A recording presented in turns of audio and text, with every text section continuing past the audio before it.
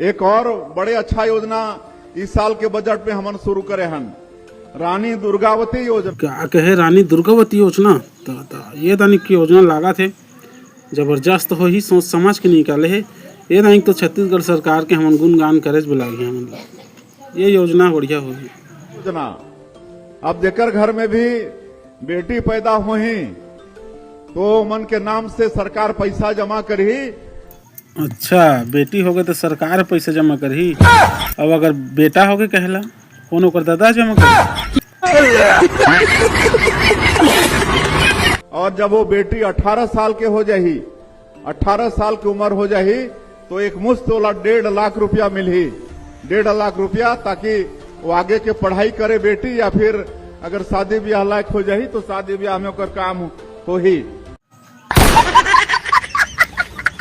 साला यहू योजना है छत्तीसगढ़ के आदमी मन ला चौधू बनाए वाला निकले।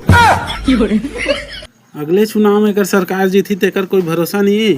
अब कब बेटी बढ़ी तो 18 साल हो तो लेहा पैसा दी, 18 साल के होते एकर सरकार रही कि नहीं रही तो एकर कोई पता नहीं।